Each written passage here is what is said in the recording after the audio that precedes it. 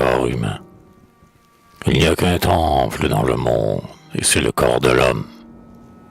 Novalis.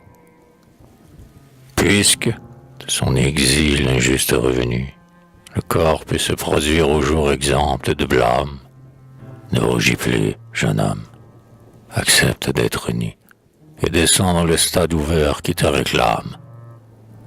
Va conquérir le prix du disque glorieux, ô fils favorisé de la sainte nature, et, libéral comme elle, atteste à tous les yeux la part de ciel qui loge en l'humaine structure. Et vous, qu'un dogme absurde attelle son tourment, cerveau, en qui s'obstine un préjugé tenace, libérez-vous d'un millénaire aveuglement, et venez contempler la créature en face. Affrontez le prodige inouï de la chair, vivante, autre soleil à la flamme éblouie. Voici le front hardi, les yeux chargés d'éclairs, la bouche armée et la narine inassouvie. Voyez l'air de défi qui sort du cou fumant, les remous écumeux de la crinière noire, la souplesse du torse et le rayonnement de la poitrine au double entablement d'ivoire.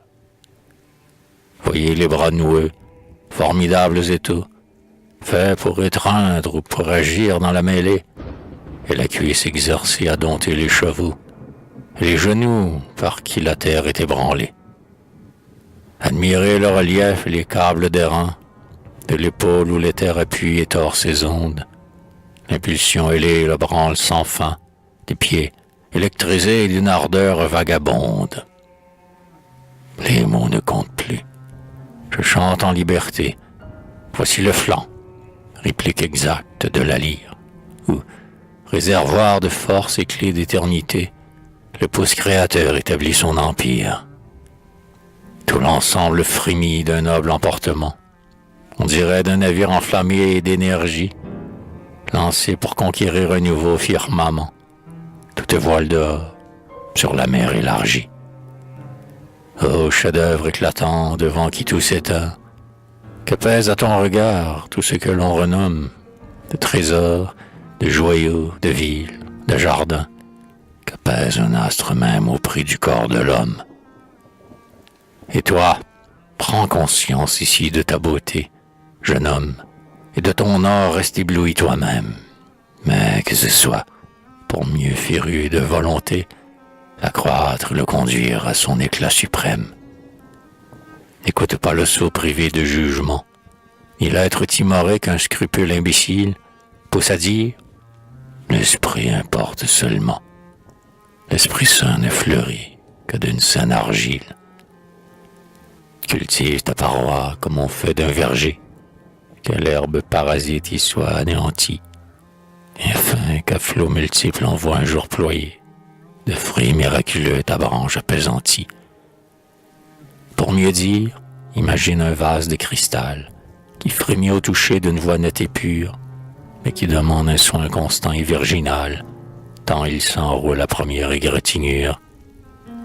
Choisis dans le musée un marbre consacré, que ta chair malléable en reçoive l'image, nourrissant ta ferveur et, degré par degré, cherche à lui ressembler chaque jour davantage. Le trait rectifié fait naître une vertu, la raison s'ennoblit d'une ligne épurée.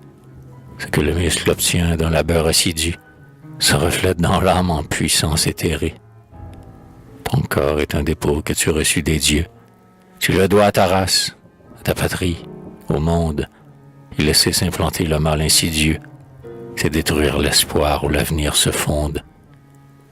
Les générations qui dorment dans ton sang et qui, sous ton écorce, y méditent leur course, craignent d'en rendre jamais le mérite impuissant et d'en empoisonner le fleuve dans sa source. Si quelque plaie envenimait un jour tes poings, si ta lâcheté cède au vice inextricable, étouffe ta semence et ne tolère point que par toi s'éternise une angoisse incurable. Mais si, mieux pénétré de ton auguste fin, tu maintiens ton argile en nette résonance, ô jeune homme, tu te fondras dans le divin, et l'univers purgé sera ta récompense.